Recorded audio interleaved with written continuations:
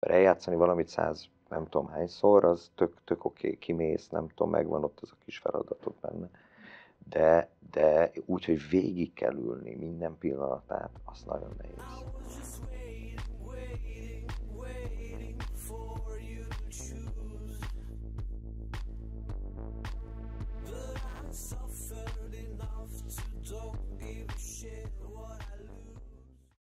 Sok szeretettel köszöntök mindenkit a Nézőszemmel harmadik epizódjában. Szeretném mindenekelőtt bemutatni a mai vendégünket és a csapatot.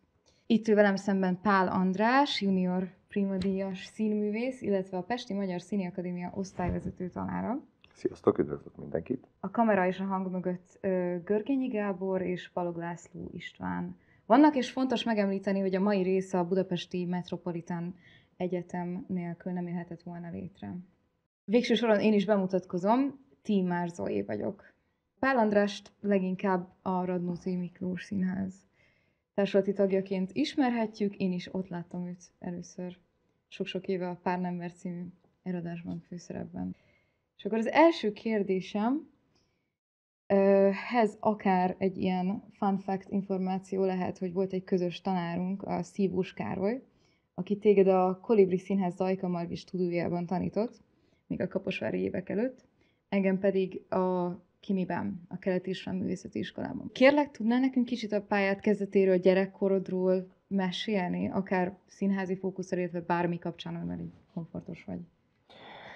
Most hogy mondod ezt a gyerekkort, a általános iskolai napközis tanárnőm, Pók Edina, aki mai napig mindig eljár a premierjemre, ő vitt először színházba így rendszeresen, tehát ott, hogy valahogy az a világ azok már ott... Az osztályon mentetek, gondolom. Igen. És ő nagyon-nagyon nagy hangsúlyt fektetett erre, és emlékszem, hogy ez nagyon, nagyon meghatározó volt számomra. Később viszont a gimnáziumokban, ez ilyen színjátszó körökben tűntem fel, egyáltalán nem gondoltam, hogy én ezzel fogok foglalkozni, viszont nem érdekelt különösebben. Viszont egy csüvész gyerek voltam, sok gimnáziumba jártam, és mindig abba a gimnáziumba visszahívtak, ahonnan el kellett mennem különböző okokból. A szintesvölgyben, színjátszóba, gyerekszínjátszóba hívtak vissza. Igen, diák színjátszóba, igen.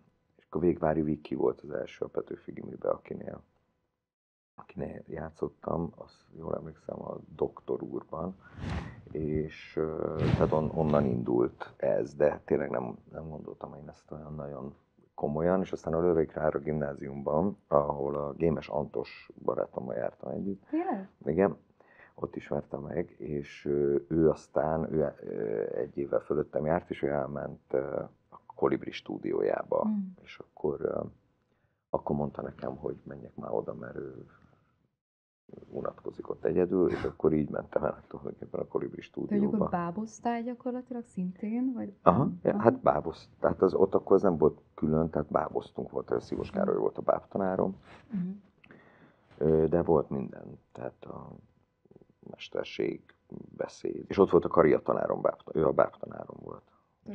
Nagyon jó volt. Hát szomorú most, hogy mi történt a Kolibrivel. Igen. Kuránsan, de főleg ezeknek a táblatában szerintem, hogy mennyi embernek, mennyi szép emléke van vele. Nekem annyi, nagyon vicces, egyetlen egyszer voltam a Kolibriben. Gyerekként láttam a Spárga tenger alatt járót, de még ilyen 6 évesen. És azóta egyszer sem, pedig ugye egy évet tanultam a Kimiben, amikor még nem volt az egész szituáció, tehát ilyen 22-23-ban. És hát első évben azért nem mész oda, még akkor se vagy semmire, tehát hogy nem voltam ott, és nagyon bánom is most már, hogy ugye történt ez a, nem tudom, hogy ott is lehet a modellváltásnak nevezni, de ez a sorscsapás. Ezt mindig el szoktam mondani, de ez csak a tisztesség kedvéért, hogy a Kolibri büfése, Panni, az én pótanyám, igazából ő terelt a pályára. Második kérdésként szeretném azt kérdezni, hogy látom, hogy évekig kosárlabdáztál, nem tudom, hogy ezt mai napig így üzöl. Hát egyre ritkábban, sajnos nagyon ritkán időhiány okán, de még azért így az utóbbi időben, most megint feltámadt ez, de én még mindig nem voltam, de a Molnár Áronék szoktak szervezni most ilyen kosárlabdákat, ahova eljártam. De hogy a Molnár Áronék úgy, hogy ilyen zártan. Volt ilyen színész olimpia is volt, meg volt Igen. színész válogatott, ilyen foci Igen. régen, igen, De ezek hogyha ezt voltak. lehetne nézni, amit a Molnár Áron szervez, de azért ti akkor pont, hogy élvezitek, hogy nincsenek nézők. Igen, meg ez akkor van, amikor épp ráérünk, azt hiszem vasárnap Persze. délelőtt. Tehát ez nem Nem egy meccseket produkció. játszunk, hanem összejövünk, és ahogy kijövünk, akkor játszunk egymás ellen. De volt kezdeményezés, azt hiszem a Színész Olimpia felélesztésére, de nem tudom, hogy azzal most mi van, talán Igen. almába halt. Látom, hogy a irányító is voltál, meg hogy később a kaposvári Baglyok csapatban játszottál. A Igen, a Pécsről is visszajártál. színháznak volt egy csapata, a Bagyok, Aha. és ott megyei, nem tudom, B-be játszottunk, vagy valami ilyesmi. Az ottani színészekkel, meg rendezőkkel, az egy nagyon, nagyon jó kaland volt. Oda Pécsről is visszajártál, és ez kicsit rímel arra, amikor gyerekként mindig visszamentél a előző iskolába. Igen, lehet, igen. De Pécsről, igen, Pécsen voltam színész, amikor visszajártunk, az Ajdon Zsolttal jártunk vissza, emlékszem, és sokszor premier után, tehát ott meg szombat reggel 8-kor voltak a meccsek a bajnokságban, az elég kemény volt, mondjuk, hogyha pénteken bemutatód volt. Tehát kevés alvással és kicsit fura állapotban mentünk ezekre a meccsekre, de nagyon-nagyon élveztük. Mikor kezdtél el kosarazni? Kb. Hány évesen? 8. Tehát De voltál is valaha ilyen egyesületnél, vagy csak hogyne, a szereted? Diana esében voltam. Tehát Hol egészen? Diana ese, ez a legjobb utánpótlás csapat volt. Rengeteg országos bajnokságot nyertünk zsinórban, tényleg hosszú-hosszú évekig. Akkor Ez mentetek nagyon jó. ilyen, tehát hogy a országos bajnokságot nyertetek, mentetek, nem tudom, Persze. világ vagy Európa? Volt ilyen tornákra, arra emlékszem, egy elég kalandos olasz tornára. De voltunk Amerikában is, Tényleg? a szövetségtől kaptunk egy utat. Igen, tehát nagyon sok helyen voltunk. Akkor az világbajnokság volt? Nem világbajnokság volt, valami torna, Mes, valami nemzetközi torna, meg Bécsbe jártunk egyébként, Ah. ott volt még egy ilyen nemzetközi torna, oda minden évben jártunk. Meg hát jártuk az országot, tehát volt heti 6 edzés, és hétvégén 1 vagy 2 meccs, és akkor az mindig mentünk a különböző vidéki városokba játszani.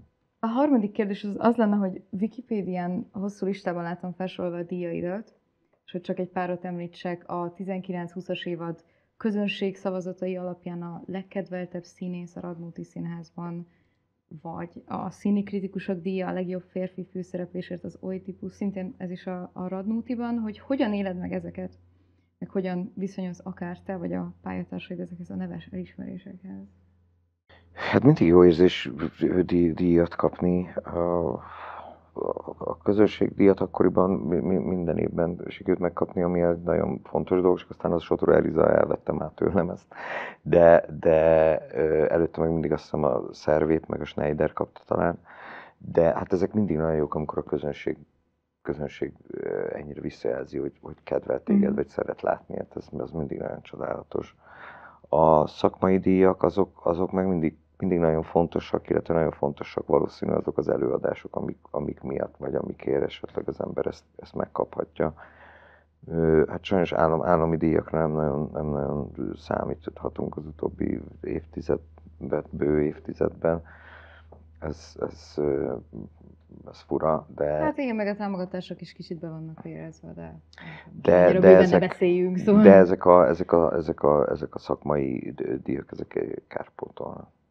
Nem voltam olyan sokszor a Radnótiban, meg amikor voltam, nekem az volt az érzésem, hogy úgy van egy ilyen nagyon közösségi élményed. És mert úgy közelebb vagy, mint mondjuk a Katonában a színpadhoz, meg olyan kevesebb emberrel vagy, de mindig tömött, meg ott is nem tudom, hány fős? 245, nem tudom.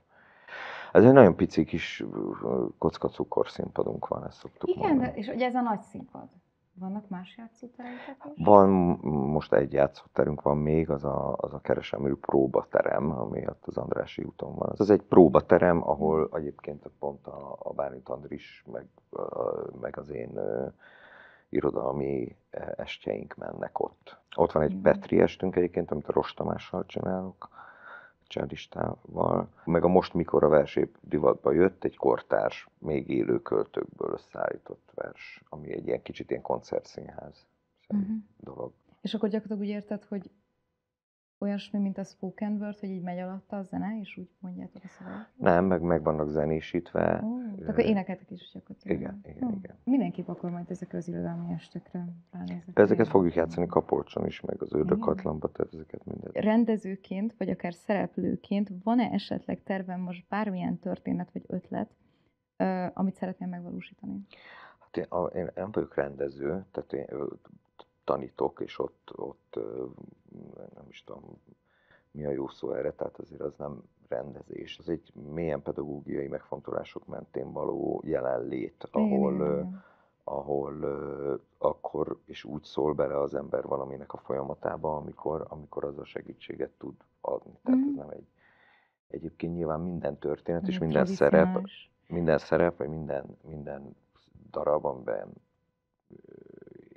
amivel foglalkozom, akár tanárként, akár színészként, az mindegy olyan történet, ami engem akkor éppen marhára kell, hogy érdekeljen. Persze. És bele is, és akkor, tehát a mi feladatunk, azt hiszem, az pontosan az, vagy számomra, az, hogy én akkor azzal annyira az empátián mentén, vagy az érdeklődésem mentén belehelyezkedek abba a helyzetbe, és akkor abban az időszakban az foglalkoztat a legjobban. Igen, de inkább, tehát hogy ez kicsit ilyen tipikus jövőbe tekintős kérdés lett volna, hogy van-e valami, amit meg tudsz osztani, hogy most csináljátok akár a Radnótiban, vagy akár az osztálya, ami bárki számára, mert mondtad, hogy most lesznek másodikosak az osztályok? Igen, most az Ördöghatlan Fesztiválon meghívták az első féléves vizsgánkat, ami tök fontos vizsga szerintem. Az mi volt? Az ilyen én jelenetekből, tehát ilyen novellákat írattattam velük, amikből aztán a velük történtekből, szélsőségesebb élethelyzetekből, amit aztán ők színre vittek, így jelenetet csináltak belőle, és akkor azt összefésültük. Ez nagyon jó. És abból azt visszük, az is nagyon-nagyon izgi. És mi a címe? Aztán Ki vagy te? Tehát akkor az, hogy mondjuk a Radnótiban dolgozol-e most valami előadáson, azt nem szeretném. Hát most nyár van, tehát most vége van az évadnak. Igen. A jövő évadban a legközelebbi, azt a Szikszai Rémusszal, azt hiszem, az már nem titok, a Parasztoperát fogjuk csinálni, ami Pintér Béla, Darvas Benedek. Az nagyon izgalmas, azt nagyon, nagyon várjuk. Aztán lesz a Csehov Manója, amit a Balló Péter fog rendezni, és utána az Angyalok Amerikában második része. Idén mutattuk be az első részt, ami szerintem egy nagyon különleges előadás lett. Angyalok Angyalok Amerikában, Nagy Péter István rendezte. Korábban olvastam a Telexes interjúban veled, hogy ott úgy fogalmazol, hogy sok olyan sztori van, idézet kezdete, sok olyan sztori van, amiről sokan nem szeretnek beszélni, miközben nagyon fontos lenne az utánuk lévő generációnak identitásilag tudni, nekik mind kellett keresztül menni, és ehhez képest nekünk mik az álproblémáink. Azt szeretném kérdezni, hogy mit értesz álproblémák alatt? Azért ez egy kontextusból van kicibálva ez az idézet, ahol azt hiszem arról volt szó talán, már nem tudom, hogy jól emlékszem-e, hogy mondjuk a nagyszüleim mind mentek keresztül, mondjuk a világháború alatt, hogy micsoda öröm volt egy döglött lovat találni az utcán, és ehhez képest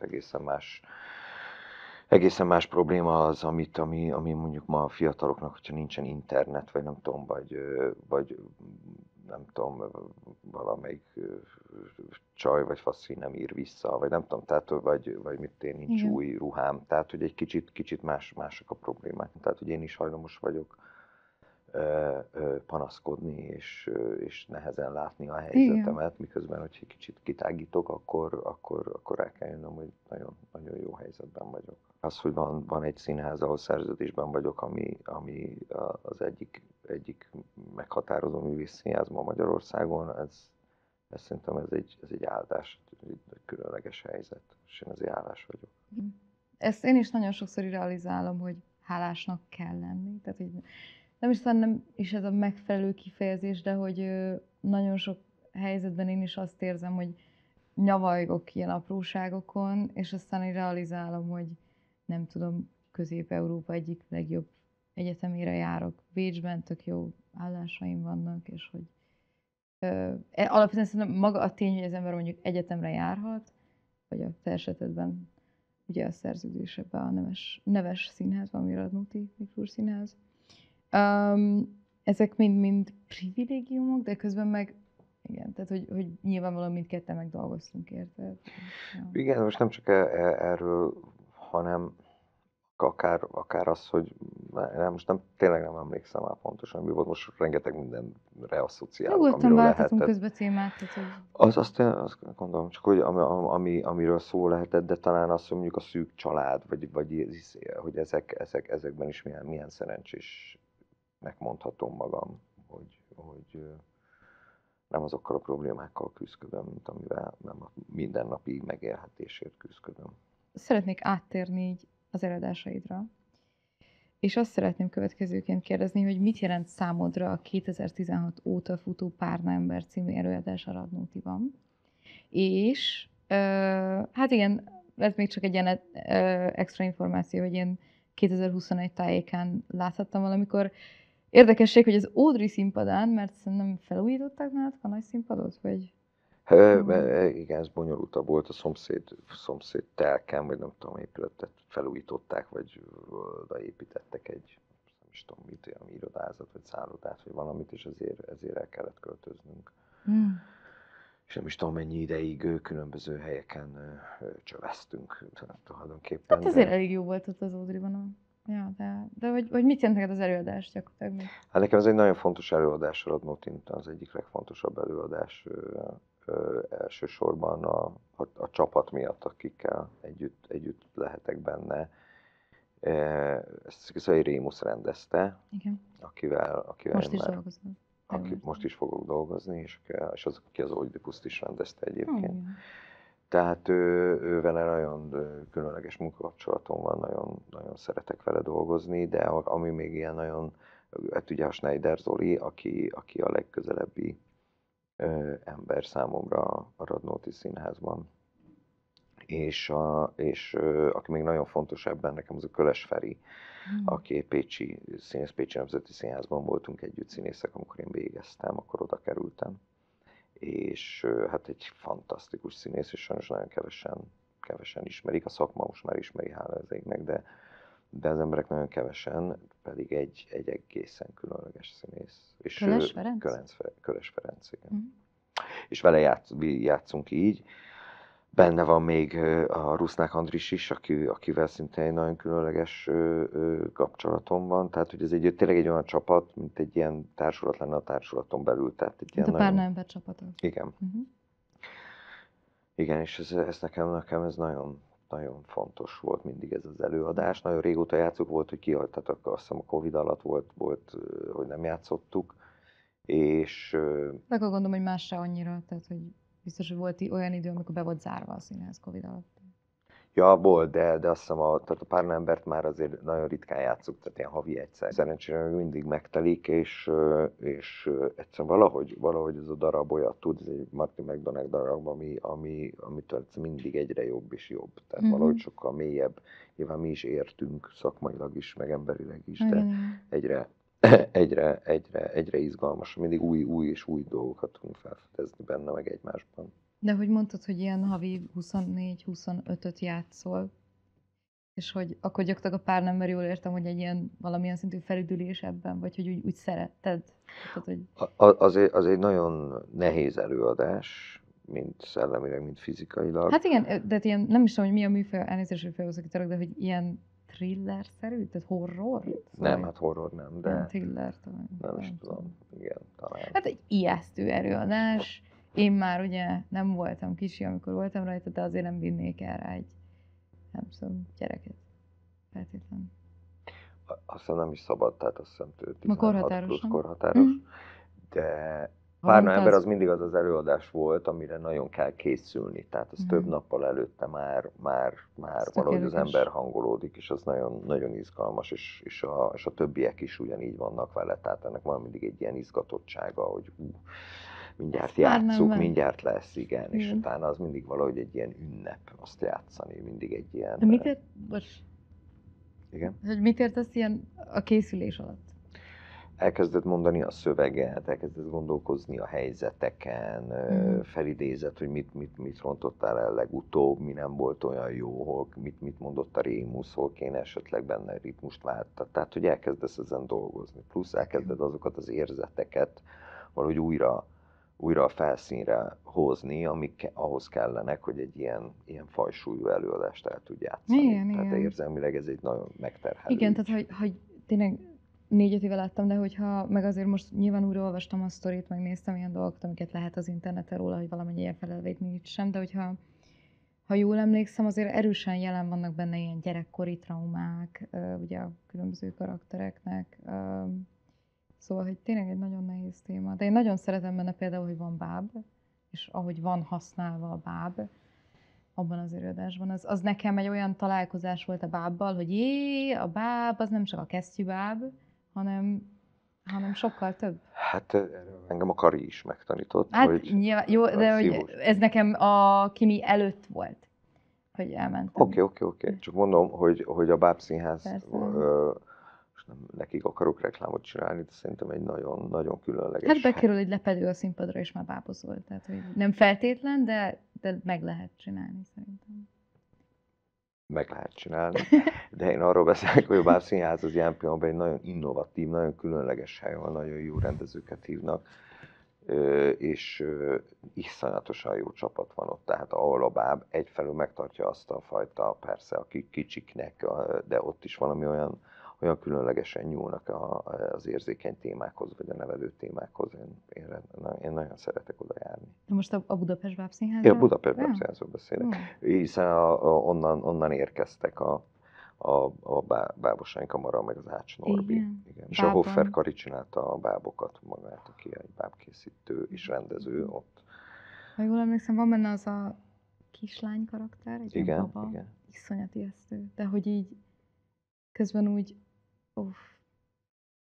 na mindegy, hogy nekem meghatározó volt szerintem az előadás, meg van olyan ismerősöm, akinek a kedvenc előadás, és ő is vitt erre, hogy nézzük meg a Párnámbert. És én előtte téged nem is láttalak soha semmiben. És szóval, hogy tényleg nézőként is azt tudom mondani, hogy legalább annyira biztos, rengeteg visszajelzést kaptam már vele kapcsolatban, de hogy hát hány éve játszátok? Most 16, akkor lassan 10. De hogy nézőként is azt tudom mondani, hogy nagyon erős, és úgy jön ki az ember, hogy wow, tehát, hogy így hatással van rá. Örülök. Na. Szeretnék a Nyersanyag című filmről beszélni egy kicsit. Szóval én ezt nem sokkal a megjelenése után láttam, még az érdekes, hogy a Benbe mentünk el egy ismerősömmel megnézni, mert nekem egy másik ismerősöm meg dolgozott rajta, és akkor sokáig úgy volt, hogy ő majd valamire bevisz minket, de végül nem tudott, de már addigra annyit beszélt róla, hogy nagyon érdekelt. Úgyhogy elmentünk rá egy ismerősöm, és nem is tudtuk, hogy aznap este, amikor a jegyeket vettük, volt egy beszélgetés az alkotókkal, ami után véget ért a film. És mi emiatt arra nem is tudtunk maradni, mert már le volt szervezve utána egy csomó program, úgyhogy nagy-nagy bocsánatkérések közepette mentünk ki, meg mondtuk, hogy nagyon szívesen maradnánk, de hogy menni kell. De azt szeretném kérdezni, hogy milyen szereppel bír számodra jelenleg az a film, a Nyersanyag, illetve hogy milyen élmény volt a forgatás, milyen volt a rendezővel és a többi szereplővel együtt dolgozni. Szerintem az egy nagyon különleges munka, egy ilyen nagyon low budget filmről van szó, és Boros Martina, aki ezt rendezte, ő egy egészen különleges figura, egy fantasztikus rendező. Nekem nagyon nagy élmény volt, én nem játszottam el eddig túl sok filmben, de számomra ez egy nagyon különleges forgatás volt, tehát Somogyban, egy kis faluban, a helyi cigány gyerekek között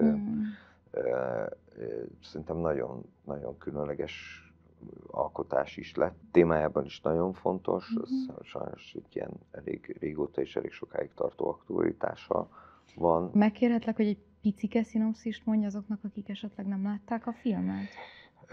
Arról van szó, hogy egy fiatal budapesti társaság, most nagyon le fogom egyszerűsíteni, lemennek egy kis faluba egy pályázat mentén, ami pályázatot egyik ki maga a falu írt ki, vagy a polgármester, és lemennek egy ilyen, tulajdonképpen egy ilyen dráma tábort Tehát nem csinálni, egy hogy pár, ők akik ott, lemennek? de ők egy pár, ez igazából nem annyira fontos most Ja, jelen nem csak pillanatban. társaságot mondtál, és én úgy emlékszem, hogy ketten Nem, mennek. többen, mert van egy operatőr is Ja, tényleg, aki egyébként, utána késik, tehát igen. ez már akkor így, igen. Most mondjuk ott. Nem, semmi baj.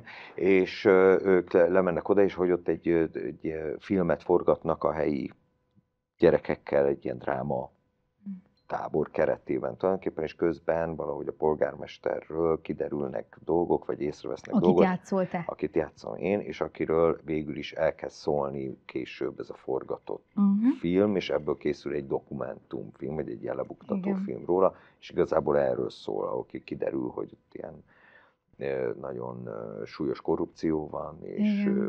uzsora Borkával, meg minden. kamatra ad kölcsön a falubelieknek, akiknek a gyerekei viszont ott vannak ezekkel a És fiatalokkal. szintén a dolgoztatva táborban. vannak, hát részben, ha jól értettem, hogy egy Igen, gyerekmunka igen, is igen, játszik igen, ott az igen. uborka farmokon. Tehát most nagyon röviden ennyi.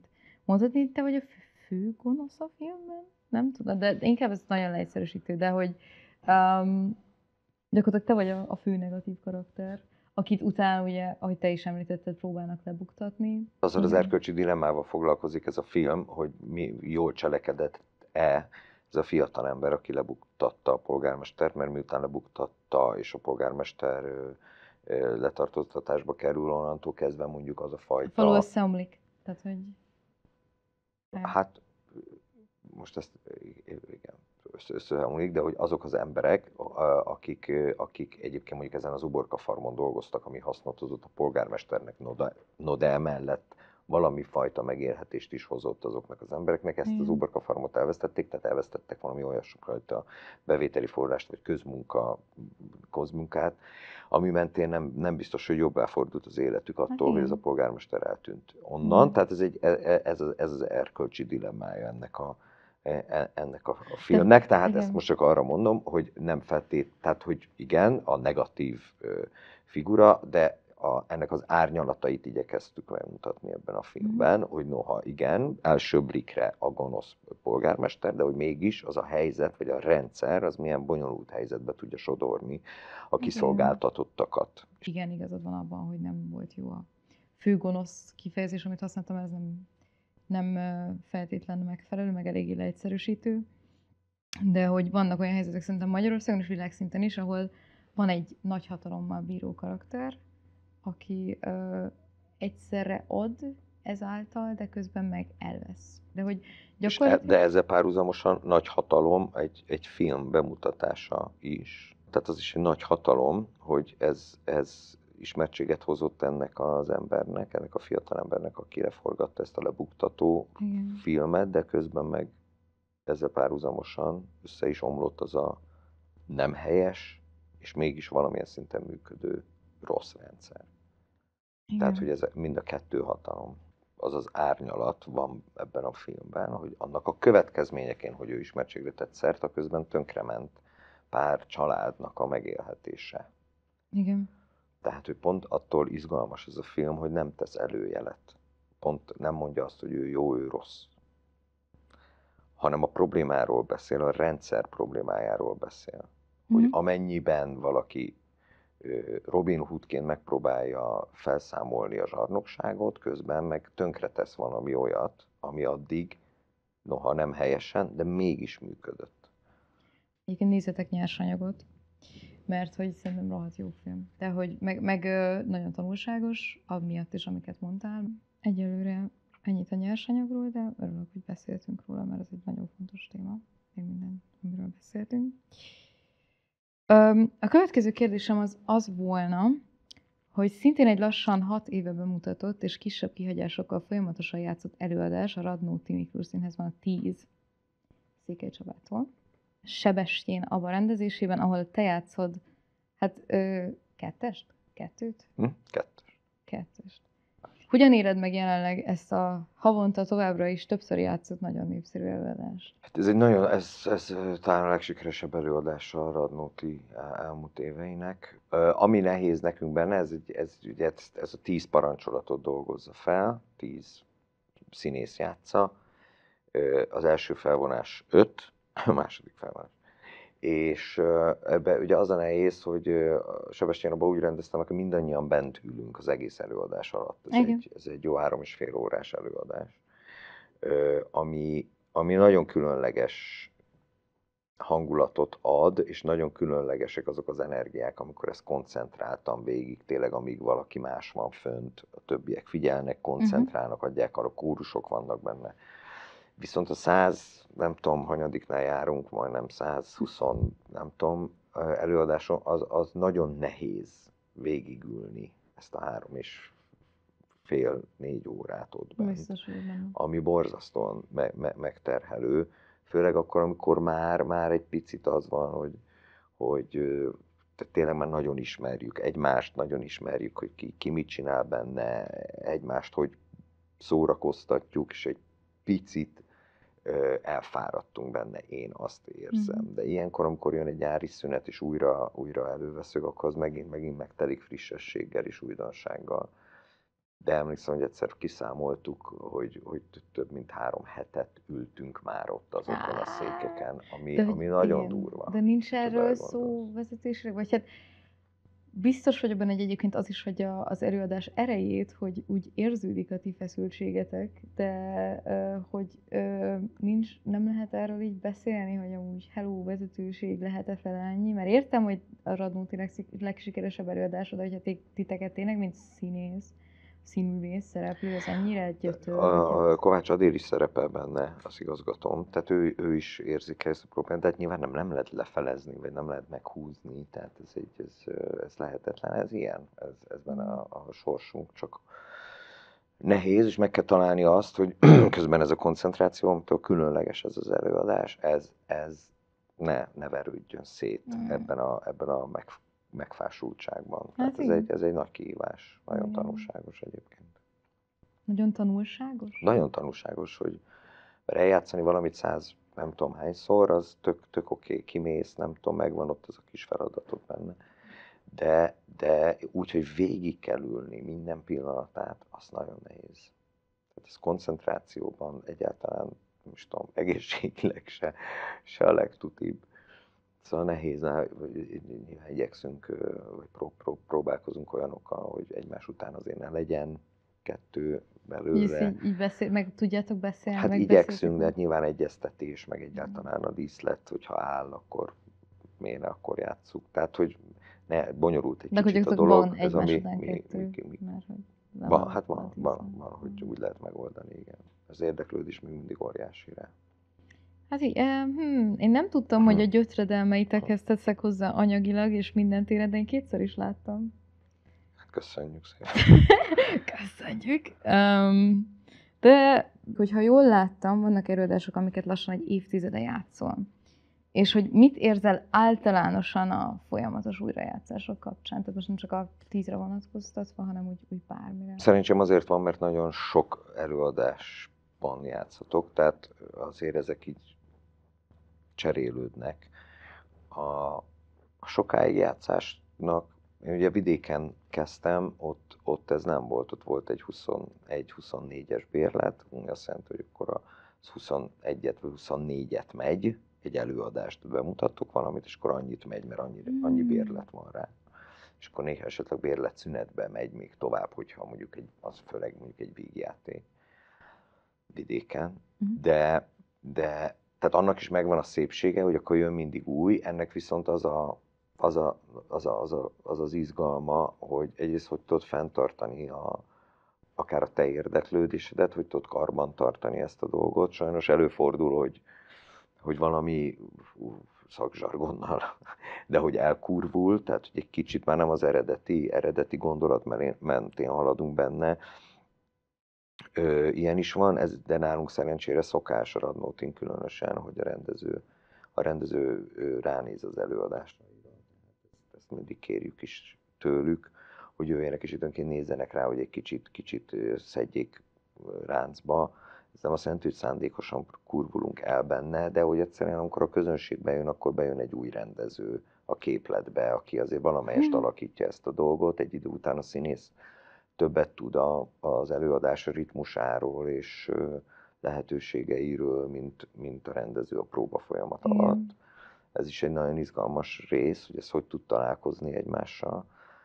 Másfelől az, hogy mindig újra és újra kell fogalmazni azokat a gondolatokat, amelyeket annak idején a próba folyamat alatt valahogy kisajtoltál magadból, vagy kisajtoltatok együtt az egészből, és nagyon izgalmas, hogy ahogy idősödik az ember, tapasztal, ilyen-olyan dolgok történnek vele, akkor azokat a tartalmakat is megpróbálja belepakolni. És hogy nyitott tudjon lenni arra, hogy ez rímel azokra, amik abban az előadásban egyébként mondjuk szerepelnek. Igen, szintén a Hasik Palival, a Nyári Pállal beszéltünk az előző részben arról, hogy ők az Assarion házát majdnem 9 évig játszották, és hogy amikor elkezdték, így még ilyen 20-as éveik elején voltak, most meg már inkább 28-29 tovább, és hogy náluk is, ezért is hagyták ők abba, mert ott ugye ez nem egy kőszínház, tehát hogy ez szabadabb, hogy azt mondják, hogy oké, idősebbek lettünk, mint amikor ezek a mondatok megfogalmazódtak, és már nem vagyok vele annyira azonos, vagy már úgy nem is tudom, mi volt, amit pontosan mondott, de hogy úgy kifutotta magát? Ezzel mi is így vagyunk, a közszínház is így van, hogy ami kifutotta magát, azt általában levesszük. De lehet?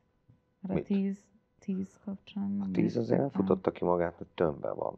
Uh-huh. Tehát azokat a szerepeket nem öregettük ki. Uh-huh. Itt nem erről van szó. A 10 az egy speciális helyzet, mert végig kell ülnünk 3,5 órát. Itt leginkább erről van szó, de maga a szerepben nincsenek ilyen kiégések, csak ebben a nehéz koncentrációban van fáradtság. Igen, hát a többi előadás, amiben nincs az ücsörgés, mondjuk a Párna ember, amit szintén nagyon régen játszunk, az, ahogy említettem korábban, az egy nagyon-nagyon izgalmas dolog, hogy valahogy egyre mélyebb rétegeit értjük meg, egyre mélyebb, egyre jobban ismerjük egymást a többiekkel, egyre mindenki be tud hozni valami pluszt, ami az évek során felhalmozódott, és ettől folyamatosan élő tud maradni. És ezek nagyon jó dolgok, hogy ellentétben a vidékkel, ahol mondjuk nem tud ennyi ideig menni egy előadás, hogy még mindig mennyi lehetőség és mennyi mélység van, amit ki lehet aknázni. Az utolsó kérdésem az lenne, hogy mit javasolnál a mai fiataloknak egy hányatatott művészférában, ahol sok szempontból talán nehezebb létezni és érvényesülni. Meneküljenek. No. Hát most mi, hogy aki színész akar lenni, vagy mit mondok a diákjaimnak? Hát akár, igen, de beszélhetünk szerintem tényleg, ugye beszéltünk korábban írásról is. Vagy általánosan a fiataloknak, akik Magyarországon művészettel szeretnének foglalkozni. Jöjjenek és mentsenek meg minket, vagy nem tudom, tehát szerintem ezt csinálni kell, meg ez pont az, ami nem, itt nincsenek racionális döntések eleinte ebben, szerintem.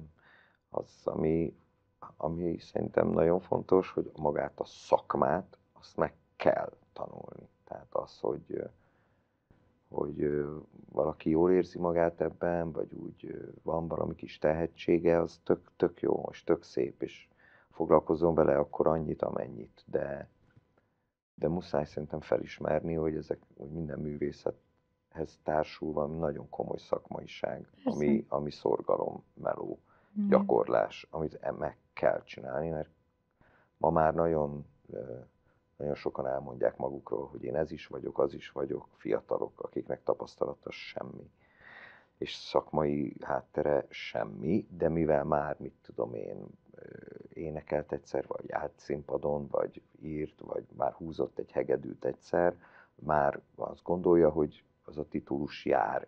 Én ettől óvainteném őket, mert ez alázat nélkül szerintem ezek nem fognak menni hosszú távon. Ezekben az a gyönyörű a művészetben, az a legszebb, hogy ez egy életen át tanulható, a végéig űzhető dolog. Ennek okán nagyon komoly alapokra szabad csak építkezni. Tehát, hogyha a fiatalkori énemhez szólok, akkor ugyanezt tudnám mondani. Szerintem ez egy szép záró gondolat.